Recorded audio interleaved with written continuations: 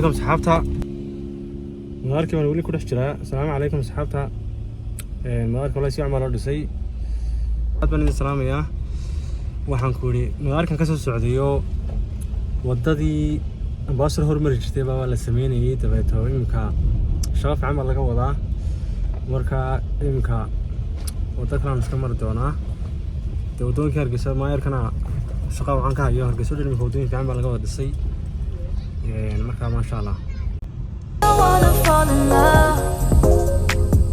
I just wanna have some fun, yeah. I don't wanna.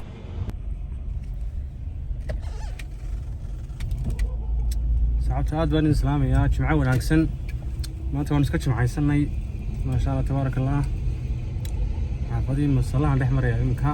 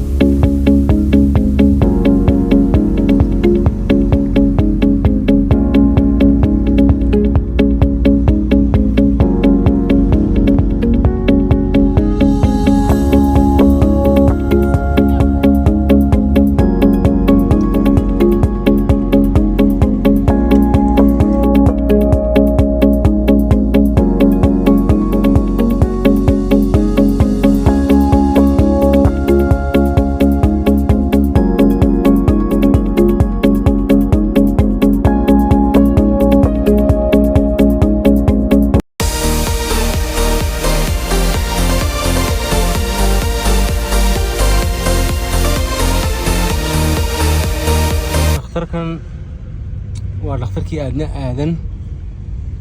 aadan dawal wada garanayaa maasha Allah tabaaraka Allah waxaan ku yiri magac weyn buu ku leedahay halkaan aad aragtaan mooyaan waa dhakhtarkii aadna aadan hospital marka aadna waxaan ku yiri taariikh weyn Somaliland ku leedahay marka dhakhtarkii waa maasha Allah tabaaraka Allah sanad si xiga uu sii hormaraya maasha Allah shayshaba ka dhisanaytaa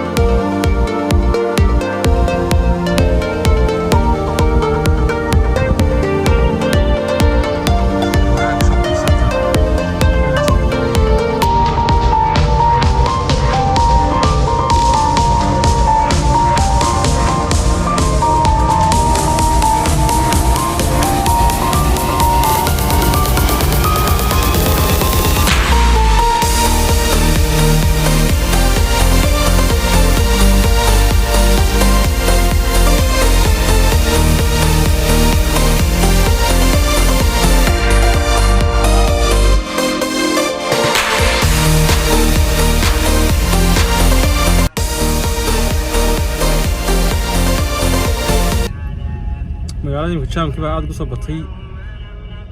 labaad gaadho daas xanaysa magaalada bariyan jaamkii baa aad ugu soo batay oo waxaan ku gaadhiga soo batay marka soo gaadhiga soo batay hadaan wadooyin badan aan lagu sii kordhin marka maxay tahay jaamku ma sii badanayo marka soo gaadhiga soo kordhaan waa inuu wadooyin cusub la sii sameeyo hadii kale waad kaanaysa السلام عليكم صباح وناسان أصحابها waxaan idin leeshahay fiicantiin wanaagsan adduunka aad ka joogtaan qalabkan ku shaqeyn lahaa kamaradii maageemika kalan ka hadlayaa walaasha quruxigeer baa she hooked me up with the mic so thank you walaal quruxee so in yar baan intuu salaamo qalabka insha Allah aad ka heshiisay wala saane ka baxay halkan oo kale kamaradii baan ku hayaa kamaradii waa tan nolaha kamaradii yaro kooban laakiin aad u fiican NPD baa la yiraahdaa imkaan waxay tahay aan xagan ka daawanayay.